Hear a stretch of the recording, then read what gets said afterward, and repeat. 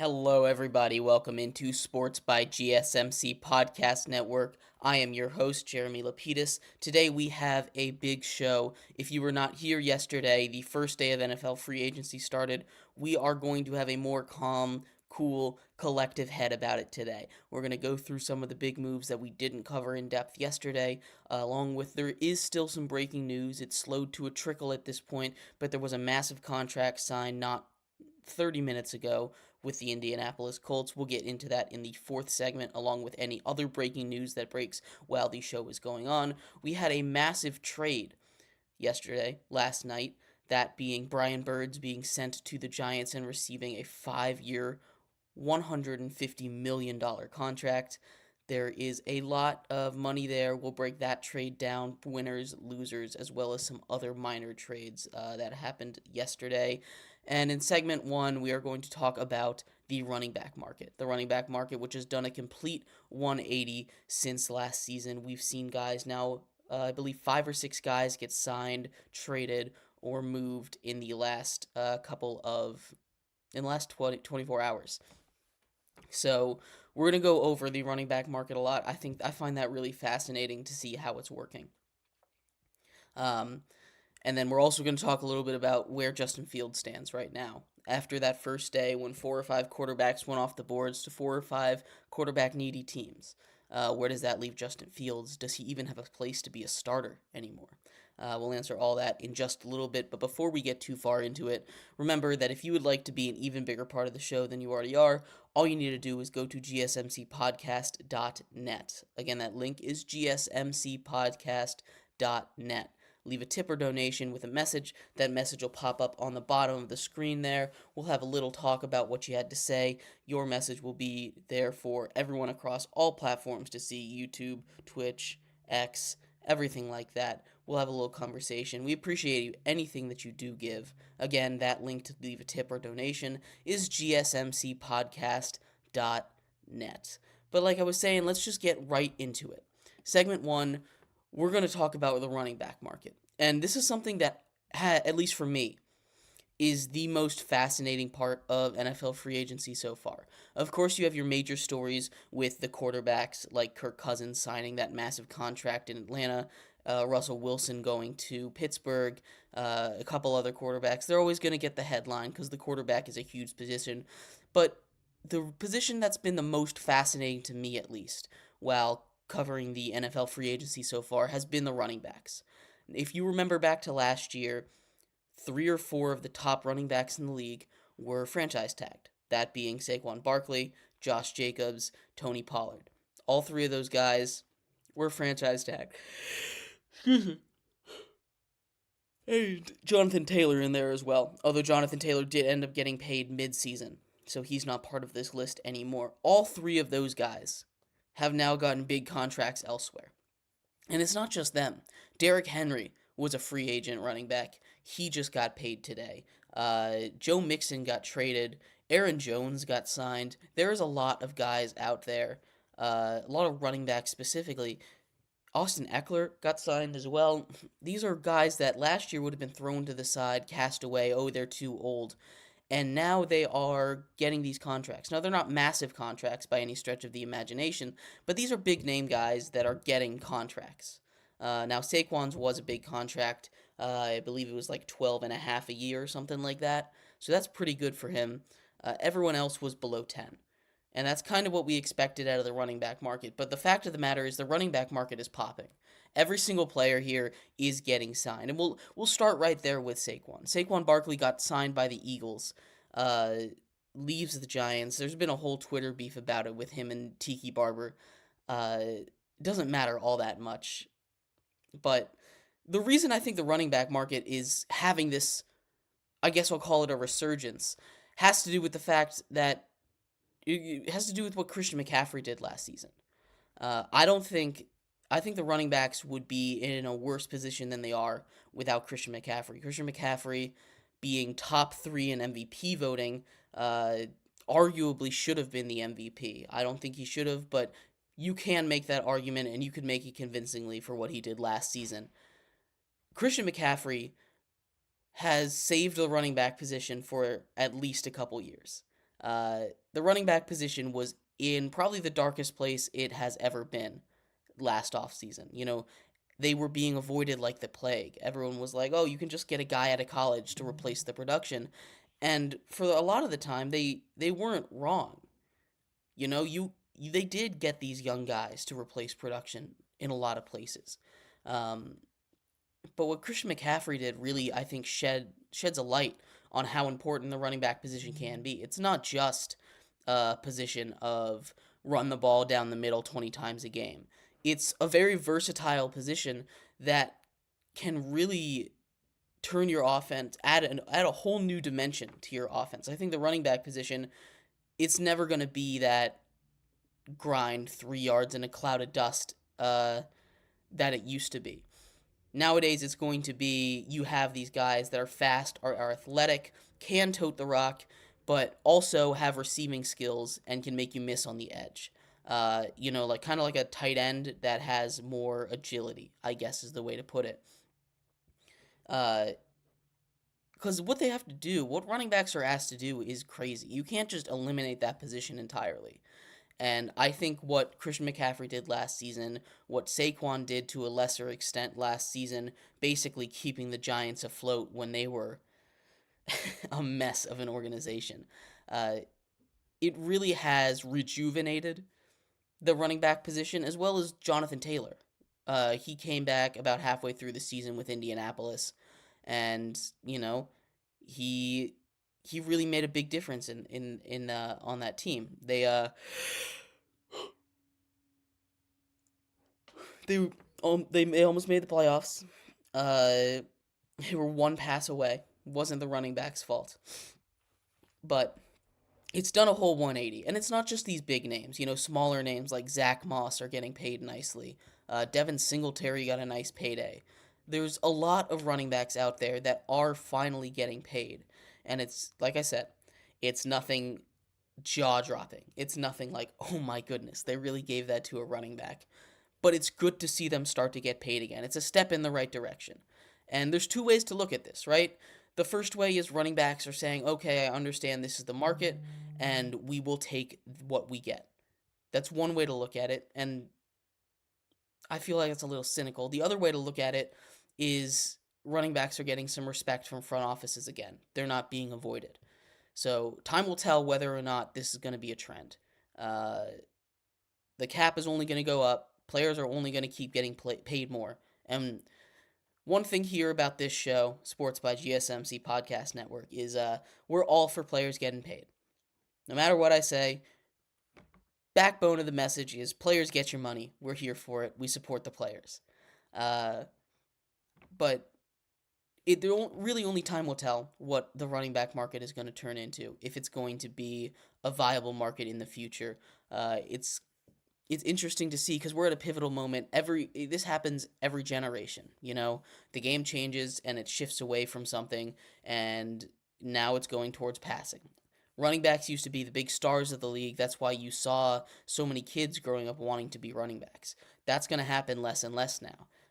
And the running back position, I guess the golden age, I guess this probably would be the bronze. I don't know. It's not the golden age of running backs right now. The golden age of running backs was 15, 20 years ago. But we're kind of at the end of that, where we're still getting some elite running backs, but a lot of those guys that would otherwise be running backs are transitioning to wide receiver or tight end or something else that isn't as physically intensive and is getting paid. So I'm curious to see. I think these next couple years are going to be crucial to see how the running back position evolves, because football is changing. Sports constantly evolve. We see it in, I think basketball is the most obvious example of how sports evolve quickly. People about all last week were talking about the 90s basketball and how it was so different from today. And it is, and that's because it's a different sport. Uh, we talked a little bit about that as well. If you want to go check that out, that is on the YouTube channels. But the game changes and people start to focus on different things and they idolize different players in different positions, and then the game continues to shift in that direction until something changes again. So I think these are very pivotal. This is a very pivotal time for a running back position to continue to be strong. I think running backs are vital. You see a lot of teams. I know Isaiah Pacheco isn't the golden goose of running backs, but what he does for the Chiefs is so valuable. A running back, regardless of how prominent they are, is one of the most important positions in that offense. I would go as far as to say it's the second most important position behind the quarterback because they touch the ball so much on offense. They're the guys that you give to get that 1 yard, to get those guaranteed couple yards. They're the guys you turn to say, hey, you're not going to get us a super explosive play, but you are going to get us what we need. You're our guy that we rely on. You're our crutch, and that's what running backs are to an offense. And you need a good crutch. It's very important. But on the other side of this break, we are going to move. We're going to continue talking about some football. We are going to move into some more free agency news, some breakdowns from before, and breakdowns of what we're looking at ahead in the NFL season. Thank you everybody so much for sticking around through this break on Sports by GSMC Podcast Network. We will be right back. I feel like I'm losing my mind. Is everybody in the world blind? Please, Lord, give me a sign, a sign. I feel like I'm losing my mind. Is everybody in the world blind? Please, Lord, give me a sign, a sign. I wanna be the greatest. Everybody on the fake shit. I look around and feel like everybody is the fakest. I make this every day and I'm impatient, hoping one day I blow up from the basement. Statement, the top is so vacant. I don't need shit that I think is amazing. Waiting for my day when I'm playing sold out shows for 1,000 faces. Hey, give me that crown, get in my way and to be put down. It ain't replaced, all this my town. If I want that shit, then I'll get it right now. I'm losing it, the noose it fits. I'm losing shit, a stupid myth. You choose to live, I choose to dip. You choose to fight or lose your grip and lose a gift. Oh, I feel like I'm losing my mind. Is everybody in the world blind? Please, Lord, give me a sign, a sign. I feel like I'm losing my mind. Is everybody in the world blind?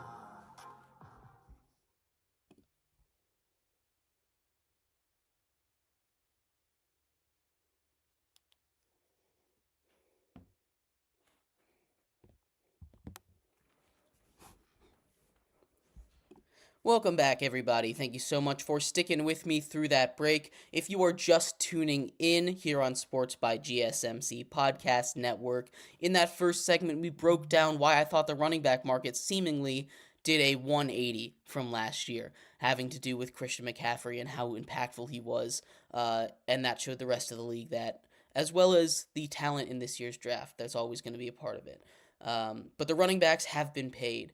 Derrick Henry went to Baltimore, and Saquon got paid to go to the Eagles.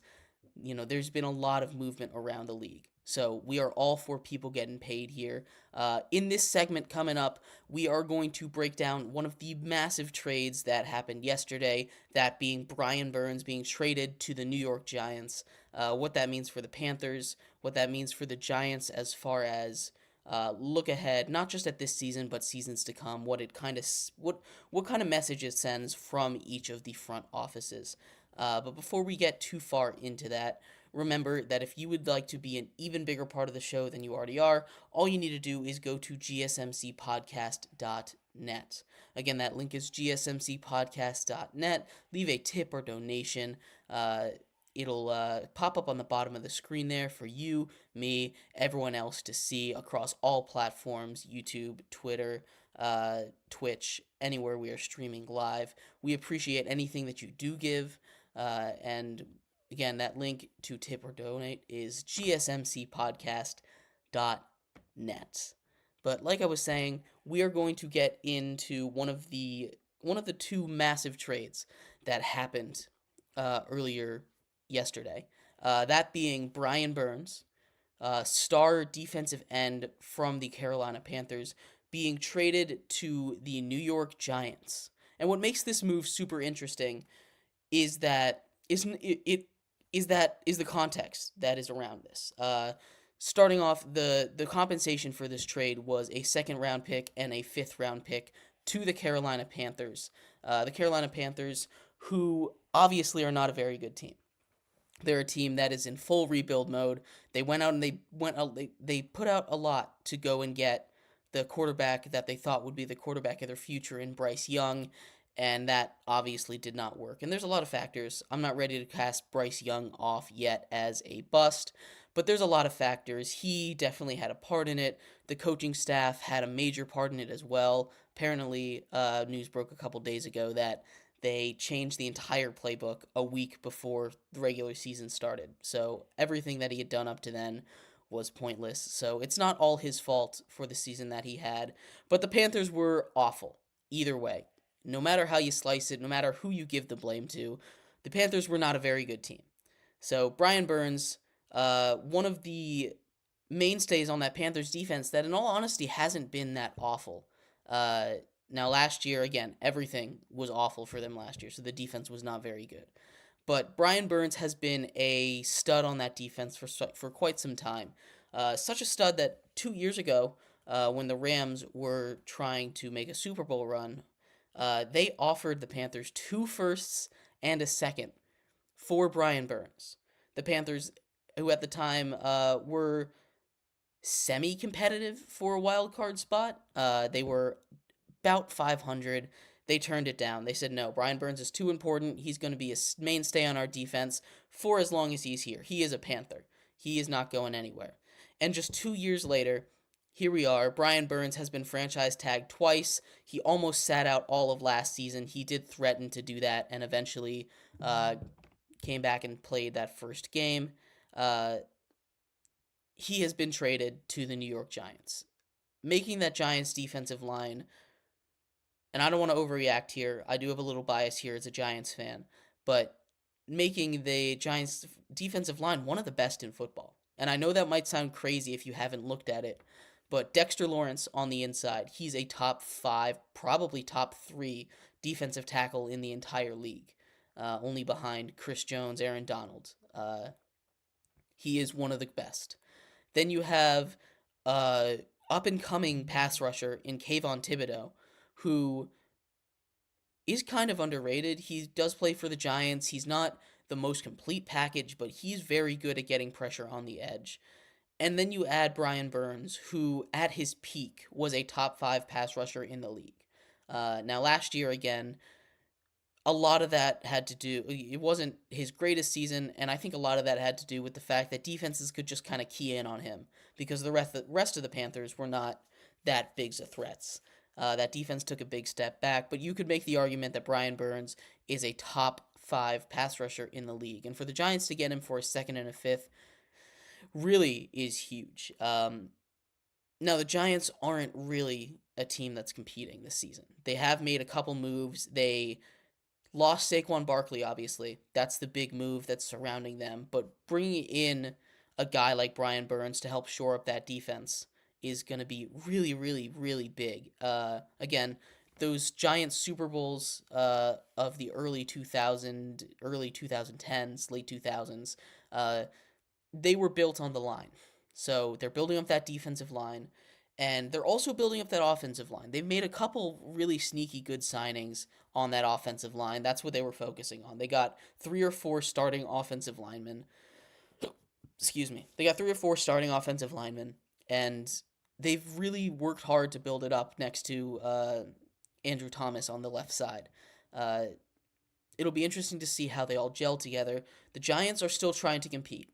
They brought in Drew Lock as a backup to Daniel Jones for the season. Both guys who were drafted in the same draft.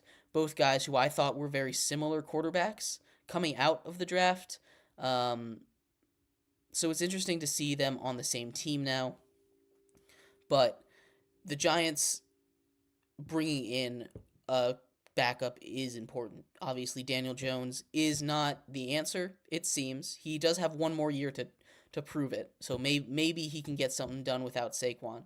But he also has coming off a torn ACL, so he's not going to be able to start the season. It's going to be probably Drew Lock to start the season, hand the reins back over to Daniel Jones, and then anything could happen. The Giants and the Panthers aren't in the best spots as organizations. The Panthers are trying to go full rebuild mode, while the Giants are desperately trying to claw themselves out of a long rebuild that they have been in for quite some time, since about 2015. They've been rebuilding. So the Giants are ready to get out of that. They're trying to make these moves to win. The Panthers, on the other hand, are blowing it up. So it's going to be interesting to see what happens with these two teams as we continue with the offseason. The other major trade that happened, Carlton Davis was traded for 2 seconds. Carlton Davis, the cornerback for the Buccaneers, he, during their Super Bowl runs, was a lockdown corner. And he's kind of taken a little bit of a step back. Corner is one of those positions that it's really, really, really tough to be elite at for your entire career. It's a super short window of you being a prime athlete just because of how demanding it is. Corner is probably the hardest position to play, not just in football, but in all of sports. Because you don't have any control of it. All you have to do, all you're doing is trying to stay with the most explosive athletes in the entire world at wide receiver. And also you have to tackle them, and you can't touch them at all. So it's really, really tough to play corner. I respect anyone that does it at a high level, and Carlton Davis is one of those guys. Carlton Davis has proven he is worth it, and he is going to get those 2 first-round picks the Bucs are getting those 2 second-round picks the Bucs are getting. Absolutely a good trade. I like it for both sides. They weren't going to be able to keep him long term, freeing up cap space so they could pay for that Baker Mayfield and Mike Evans contract, as well as some other players that they still need to pay. Levante David, they did franchise tag Antoine Wells. The Bucs are are trying to figure out that cap situation right now. But the other part of that Brian Burns trade that I realized I didn't talk about is right after it was like a sign and trade. Picks were traded. Giants gave Brian Burns a 5-year, $150 million contract, making him the second highest paid defensive end in the entire league. 87.5 of it is guaranteed. It's a lot of money. He's probably worth it. He is 26 at this point. This will carry him through his age 31 season, I believe. It's interesting. 150 is a lot for a guy that most people wouldn't classify as a top edge rusher. Now, I think he is one of them. He is up there. You see what he's been able to do on, quite honestly, awful roster. That is the Carolina Panthers. But giving him $150 million right off the bat, I don't know how good of an investment that is. It's a lot of money to give a guy like that. But to get that trade done, I think that was a almost necessity. Otherwise, giving up 2 picks for a guy that you're only going to have for 1 season isn't quite worth it, even if it is just a 2nd and a 5th. Locking him up long term was something that the Giants had to do to even make that trade make any sense, and they were able to do that. So, as much as I do have some holds about how big that contract is, I don't really have that many complaints about it. I think it's a very good contract for both sides. Obviously, $150 million for a player, we're all for that. We love players getting paid here on the show. This is my favorite week. Everyone's getting paid. But for the Giants, locking up a really, really solid guy long term is very important. But yeah, I'd love to hear your guys' thoughts on this trade, the Carlton Davis trade, the Jerry Jeudy trade. I know we talked a little bit about that yesterday. This is there's been just a couple trades so far. Obviously, this has been more about free agents being signed and stuff. In our next segment coming up, we're actually going to talk about another trade. Justin Fields. I know we've talked about this to death, and a lot of you guys are going to be like, "Ugh, this again, Justin Fields." But no, there's been a couple new developments. Obviously, free agency has gone wild in its first 24, 48 hours of being open. But the there's running out of space for Justin Fields to go in. So we'll talk about that in our next segment. Comment from Crazy Dude. Giants division contenders. I do not think they're division contenders. They still have the Eagles and the Cowboys in that division, and their quarterback situation is a mess. They've just lost their best player on offense. I just think getting a guy like Brian Burns and locking him up is something that's huge for that team. Keeping that guy invested in your team, especially if you're going to give up 2 picks for assets, uh, it's it's not quite the it's not quite the move. But anyway, stick around. In our next break, in our next segment, we're going to talk a little bit about Justin Fields, the moves that have affected him and his trade stock, as well as in the segment after that, we're going to be covering just some breaking news. There's already been 3 or 4 free agent signings that have happened while we're talking, so we're going to go through all of those in our 4th segment, so we're not interrupting each segment as it goes in. But thank you everyone so much for tuning in so far to Sports by GSMC Podcast Network. We will be right back.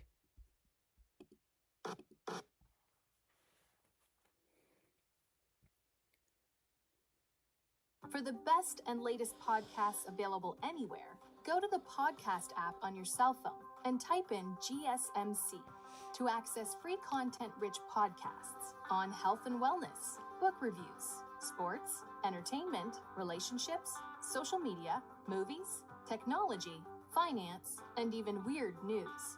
Subscribe and download the GSMC Podcast Network's family of shows, available everywhere podcasts are found.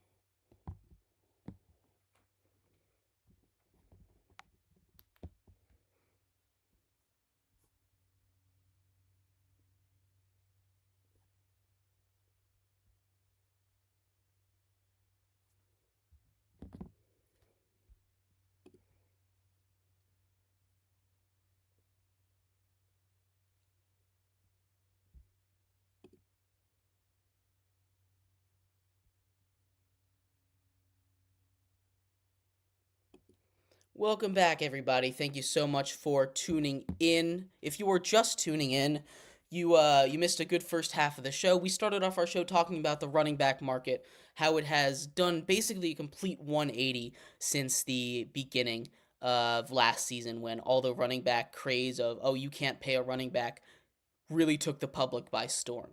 A lot of running backs have been paid, including Saquon Barkley, including Josh Jacobs, including Tony Pollard, and including Derrick Henry signing today with the Ravens. Aaron Jones was also signed to the Vikings. There is a lot of running backs being signed. We covered all that in the first segment. In the second segment, which we just wrapped up, we just finished talking about the Brian Burns and Carlton Davis trades. Brian Burns traded to the Giants for a second and a fifth, and being paid 5 years, $150 million, 87.5 of which is guaranteed. So a big payday for him, something he deserves. We broke all that down in the second segment. Coming up in this segment, we are going to talk a little bit about quarterbacks, focusing around the effects on Justin Fields and the Bears. It's been a really interesting situation with them. Obviously, it's been developing all season, but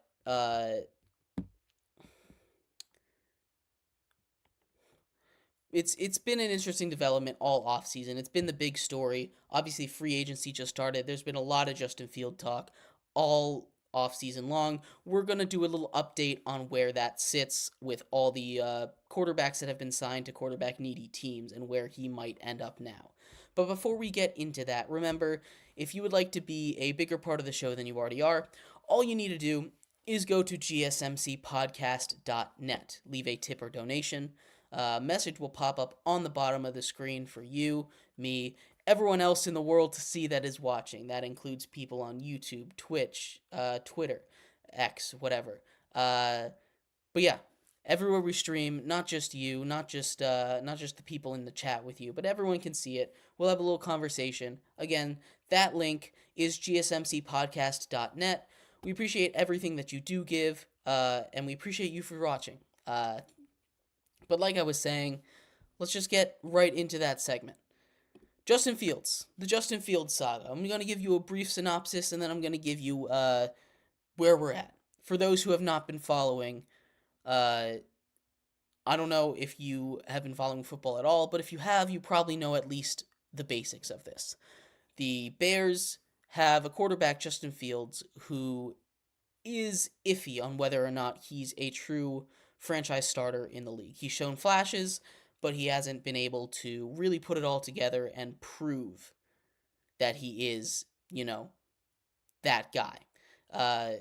But the Panthers traded their number one pick to the Bears this year to draft Bryce Young after a very similar situation was happening last offseason. They chose Justin Fields. This offseason, they have the number one pick again, and they are choosing between a prospect in Caleb Williams, who is generational, and Justin Fields, who has been their quarterback, has a lot of fan support and a lot of team support throughout the league. It's been an interesting situation. There's a lot of rumors that where he could have gone, and the big teams that needed quarterbacks that seem like they'd be good fits are seemingly all off the board now. Obviously, the biggest fit and the biggest rumor for him where he was expected to go was the Atlanta Falcons. The Atlanta Falcons have now filled their hole at quarterback, signing Kirk Cousins to a 4-year deal. Kirk Cousins is coming off a torn Achilles, I don't think it'll affect his game too much, simply because he's not a very mobile quarterback. As long as he can step and generate power, it should be fine. And I know that's not always what happens when you're coming off an Achilles, because the Achilles helps you with that twist motion. It helps you plant your feet and make those moves. So we'll have to see how he heals, but I think he'll be just fine. He is a little older, 35, but if he's there, the Falcons have a quarterback who is arguably top 10. He's never been the most exciting guy, but he's always gotten the job done. He's always been a top of the league quarterback, top half of the league quarterback, no matter where he goes, whether that be Washington or Minnesota. He's always had these teams competitive. And for a team like the Falcons that hasn't really had that in a long time, after dealing with a season with Taylor Heineke and Desmond Ridder, it's going to be a huge step up for them. So that takes the Falcons off the board. The second spot that he was rumored to go to was the Pittsburgh Steelers, who went out and got the other big prize of free agency in... There we go. We were just talking about it. Levante David got signed. We'll talk about that in the next segment. Like I said, all the news that has been broken, we'll talk about in the fourth segment. Sorry, I've been really trying to keep to that rule, but we just talked about that. Anyway, the Steelers signed the other main prize, if you can call that, of the quarterback market in Russell Wilson. Russell Wilson, who is coming off not the greatest season, but it was a pretty average season. You look at the numbers, he didn't turn the ball over too much, and him going to a team like the Steelers, he doesn't need to be amazing. They made the playoffs last year with the combination quarterback play of Kenny Pickett and Mason Rudolph. So it's not a team that needs the greatest quarterback plays. That defense is one of the best in the league, and it continues to be under Mike Tomlin, that culture that he has made. I'm curious. That's the part that I am unsure about. If he can be able to listen to Mike Tomlin, I think they're going to be fine. But Russell Wilson had a lot of rifts with the coaching staffs, not just in Denver with Sean Payton, who clearly did not like Russell Wilson, but even in Seattle a little bit. It was masked by the fact that they were winning. But there were there were a bunch of stories over there about Russell Wilson being a being a not agreeing with Pete Carroll. So there's not really a lot of spots left. The other big spot that I've seen out there is the Raiders, and the Raiders are an interesting one. I don't think they're out of the question in that Justin Fields market, but they did sign Gardner Minshew. They brought Gardner Minshew in, a guy who he was a starter his rookie year in Jacksonville, and then they drafted Trevor Lawrence, and he was relegated to be a backup. He went to Philly, was a solid backup, and then he was the emergency starter for Indy last year, and he almost led them to a playoff spot. Just a dropped pass away from leading them to a playoff or a berth. Gardner Minshew is a very interesting quarterback where he's good when he's on the field, but he reminds me of Tyrod Taylor, a guy that wins but isn't the guy you want leading your franchise. Tyrod Taylor is another guy that's been very successful as a backup. He was just signed to the Jets for some pretty solid money as well. But he and Gardner Minshew are very similar to me in the role that they kind of fit on a team. So he goes to the Raiders. He's competing with Aiden O'Connell, who took the reins at the end of last season. They cut Jimmy Garoppolo, which I don't know where he's going to end up, if he's going to end up somewhere. There's a lot of quarterback questions out there still. But the Raiders still, I think, have a chance of maybe trading for Justin Fields. Like I was saying, they have Gardner Minshew, who, if I had to close my eyes and pick one right now, he would be the starter there. I don't really love what Aiden O'Connell brings to the table. I know he won a couple games last year, and he was just a rookie, but he's not really my favorite kind of quarterback prospect. So there's going to be a quarterback battle there, and I'm not sure if they want it to be a three-way battle bringing in another guy like Justin Fields, especially having invested so much in that position already. You know, you gave Gardner Minshew a 2-year, $25 million contract, and you drafted Aiden O'Connell last season. There's still a possibility that they could draft another quarterback. It doesn't seem that likely because the Broncos are ahead of them, as well as some other quarterback-needy teams that seem like they're going to draft a quarterback. But there's a lot of options there for the Raiders to do. They're still in contention. The other two teams that I think have a shot or make sense to trade for Justin Fields are the Broncos, who most likely are going to draft a quarterback. They seem to have their eyes dead set on J.J. McCarthy, and they are probably the team that's going to be able to get him. I'm not a big fan of J.J. McCarthy. I'd much rather have Justin Fields, but that's a topic for a whole nother day. We are on Justin Fields and where he can go. But the Broncos are a good spot for him. You know, they don't have a quarterback, right? That's one of the few places in the league right now where they don't have a quarterback. It's one of the few places in the NFL where they don't have that bona fide starter. The Raiders and the Broncos are. There's one other spot that is really interesting to me, and I'd love to hear your guys' thoughts on this fit, because I think this is probably his best fit, honestly. And the issue is, it's probably not going to happen because they're in the same division. The Minnesota Vikings. The Minnesota Vikings have gone out and they lost Kirk Cousins. It's a big loss for them. The Vikings, a team that seemingly are trying to compete. They have the roster built to compete. They've made a couple moves. They brought in Aaron Jones. I've really liked their offseason so far, aside from losing a guy like Kirk Cousins, but you can't do anything about that. They bring in Sam Darnold, who, again, I'm just not moved by. I'd love to have him as my backup. I'd love to have Sam Darnold as my backup, but as my starter, I'm just not moved by him. It's just not the type of guy that if I'm trying to compete, I want on my roster as my go-to guy. So them trading for a guy like Justin Fields, I think would make a lot of sense. You have a veteran in Sam Darnold behind him in case anything happens. But more than that, you put Justin Fields in an offense with those kind of weapons, with Justin Jefferson, with Jordan Addison, with Aaron Jones in the backfield.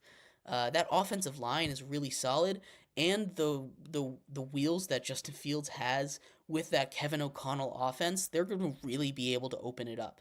Kevin O'Connell comes from, I believe, the Sean McVay tree, and I mean, we've seen what that tree is able to do with those special talent quarterbacks. Obviously, Sean McVay has Matthew Stafford right now, but if I was Justin Fields, if I was the Bears, I wouldn't. If I was the Bears, I wouldn't want to trade him to the Vikings because they're in division. But I think that's just the best fit for him. You take a look around the league. Where else is he going to go? You know, the Raiders and the Broncos are both options, but they both seem like they've invested too much or are dead set on another option. You know, and the other two big teams that were rumored to be in on him, the Steelers and the Falcons, have already found their quarterback for next season. So it kind of puts the Bears and Justin Fields in a no man's land because the Bears are still doing their due diligence on Caleb Williams. They seemingly haven't made a decision yet. They're going to go to his pro day. They're going to have him up for a visit. They're doing the full evaluation, which I understand. This is not a decision to be made lightly. This is not a decision to be like, oh, I think I like that guy better. This is change the face of your franchise level decision making. And you have to get this right if you don't want to get set back another 5 years. You know, either way, if you get it wrong, it sets you back 5 years. If you get it wrong and Justin Fields is the right answer and you go with Caleb Williams, you know, you're stuck with a worse quarterback for 4 years. If you do decide to keep Justin Fields and it turns out Caleb Williams was the right choice, you just have to live with that fact for the 15 years he's in the league, and you have to wait until Justin Fields' contract is tradable because he's going to have to get signed after next season.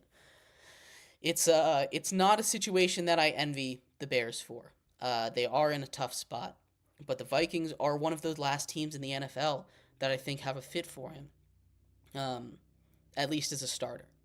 Now, there's plenty of teams he could go to as a backup, and I think there's plenty of teams that would love to have him as a backup. But I'm sure he wants to be a starter. He doesn't have much choice since it is a trade. But it is interesting to see exactly what is going on with that situation in Chicago. Let me know what you guys think about this. Where do you think he'll end up? Do you think he'll get traded? Do you think, even if they do draft Caleb Williams at this point, do you think he'll get traded? It kind of makes me reminiscent of the Baker Mayfield situation when they were trying to get rid of him after they brought in Deshaun Watson. And actually, I put a short out about this yesterday. And there was a comment in there that mentioned him going to the Browns, which I thought was interesting.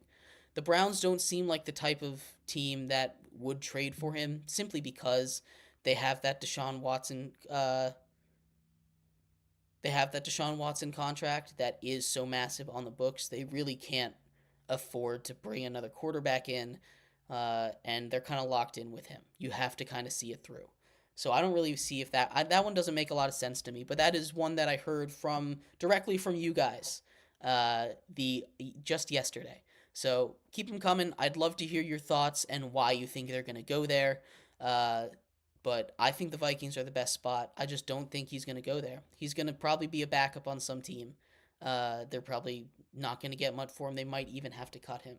Again, very reminiscent of what happened with Baker Mayfield and the Browns when he ended up going to the Panthers for like a 6th or 7th round pick. But yeah, in our next segment, we're going to finish off our show strong with all the breaking news that has been going on since our show started. There has been at least 5 or 6 alerts that I have been stocked in the back of my brain just for special for this segment so we can talk all about it, break it down. News is continuing to break. Stay on your toes, guys. The NFL is going crazy. The offseason is just starting. It's a wild ride. Thank you, everybody, so much for tuning in so far to Sports by GSMC Podcast Network. Stick around through this third and final break. We will be right back.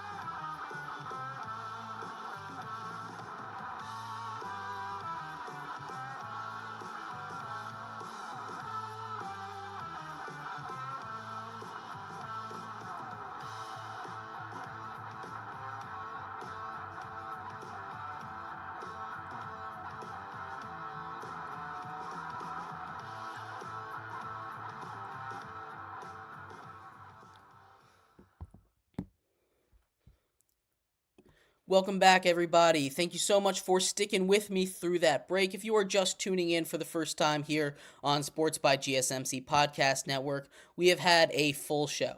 We started off talking about the running back market that has seemingly done a 180 since last season. Everyone getting signed, moving around instead of getting franchise tagged and staying where they are. It's been crazy to watch. A lot of people, a lot of familiar faces, and a lot of new places. So that's going to be very exciting to see next season. We talked a little bit about some of the massive trades, including Brian Burns being traded to the Giants for a second and a fifth and getting that massive 5-year, $150 million contract. And in our third segment, we just finished talking about the quarterback moves and how it affects our good friend and buddy, Justin Fields, a guy that has gotten so much airtime around the entire NFL media and this show. Very interesting situation that the Bears find themselves in with that, so go check that out. And in this segment, like I was saying, there has been lots of breaking news. And when I say lots of breaking news, I mean enough to make a whole segment out of it. While we have been doing our show, and while we were doing prep for this show. So we're going to throw that all in to segment 4 here. We're going to go over some of the big free agent moves. There was one big college football news that I'm going to try and squeeze in there if we have time. If not, we'll talk about that tomorrow. But yeah, this is going to be our big free agency update segment. But before we get into that fourth and final segment, remember that if you would like to be an even bigger part of the show than you already are, all you need to do is go to gsmcpodcast.net, leave a tip or donation. We appreciate anything you do give. If you do leave that tip or donation, it'll pop up on the bottom of the screen with your message. Stay up there for a minute. We'll have a little conversation about what you have to say. It's not just going to be the people in your comment section that are going to see it. It's going to be the entire world that we are streaming to, that being 2 channels on YouTube, Twitch, and X/Twitter. Everywhere else we are streaming across all streaming platforms for podcasts as well. They're going to be able to hear your message along with you. We appreciate anything that you do give. Again, that link to donate is gsmcpodcast.net. But we have a lot to get through in this segment. So let's just get right into it. Free agency updates. And we're going to start with one that happened before the show, directly before the show, about 10 minutes while I was getting prepared. Kenny Moore II on the Colts. Kenny Moore II, an elite nickel corner, gets paid like an elite nickel corner. He is re-signing with the Indianapolis Colts, 3 years, $30 million. And you might be saying, that doesn't sound like an elite contract. It's a nickel corner position, a position that $10 million a year resets the market.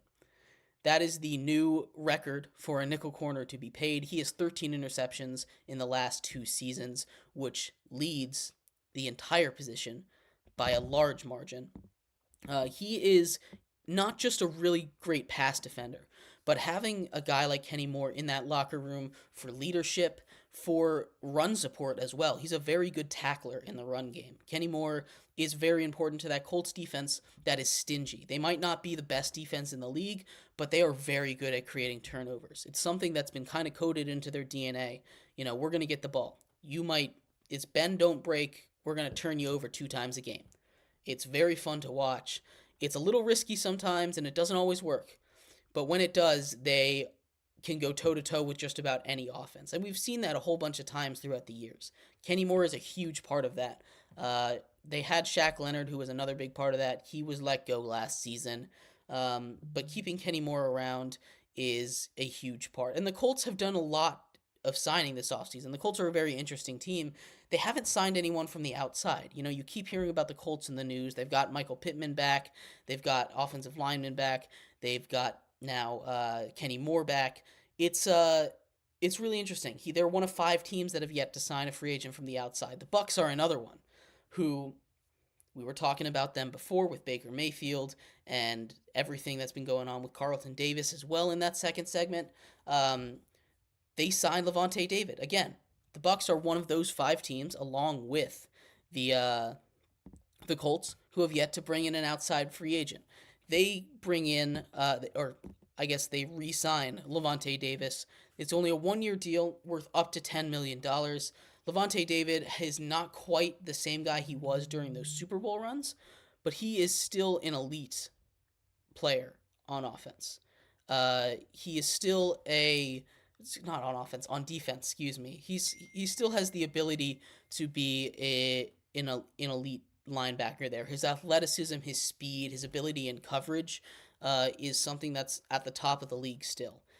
So bringing him in on that cheap deal, it's not too much commitment for a guy that started to go down the hill, but a guy that's important to that defense. Again, a lot of these guys that are being brought in, being brought back later in the free agency frenzy, the beginning of free agency, are these locker room guys that still have a little bit left in the tank. They're important to that team. Levante David is absolutely one of those guys. So it's good to see him there.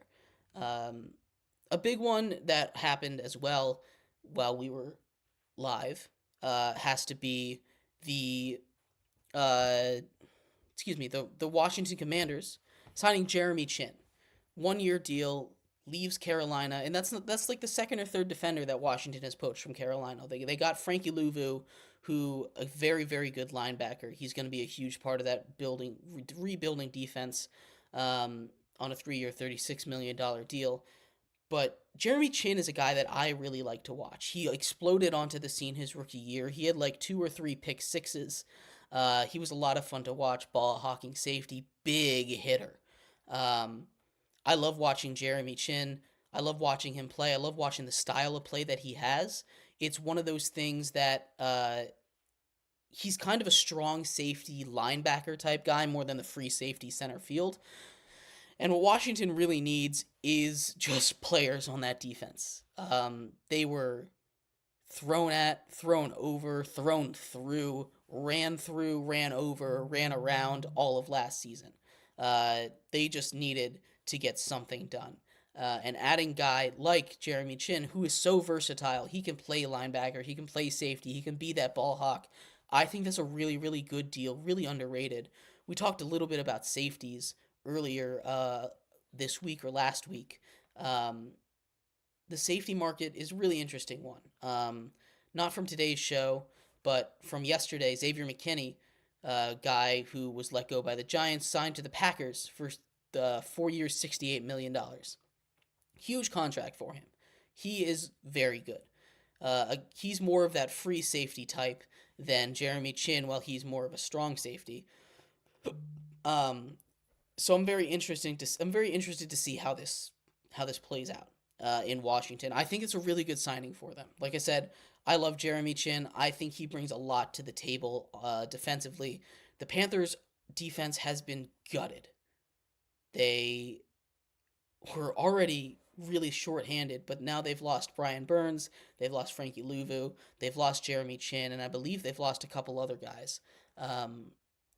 But the Panthers are going to be a mess next season. There's still time in free agency, but if the season started today, I think they're the worst team in the league again. They haven't done a lot to be better. Coming up on tomorrow's show, actually, we're going to go through winners and losers of the first 48 hours of the tampering period, because the tampering period officially ends tomorrow and the real free agency starts. So it's really interesting, the distinction between them, but we're going to do a breakdown, who won, who lost, coming up tomorrow. I'd love to hear your guys' thoughts on some of these moves. Tune in tomorrow. We're going to do a whole lot of that, breaking down team by team, winners, losers, stuff like that, as well as any other breaking news that happens later tonight. That college football news that I teased earlier, we're going to go over tomorrow as well, that having to do with revenue split for the college football playoffs. We'll talk about all that tomorrow, but thank you everybody so much for tuning in to today's episode of Sports by GSMC Podcast Network. I've been your host, Jeremy Lapidus. I appreciate all of you guys for tuning in and sticking around. We will be back tomorrow, same time, same place. Hope you have a great rest of your day. I'll see you then. Bye-bye.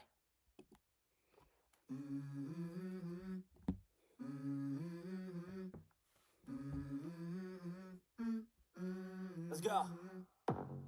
I wake up to a little bit of drool on my pillow, feel like it's gonna be a bad day. Yeah, I'm tired of shit, and the coffee ain't hit yet, damn it.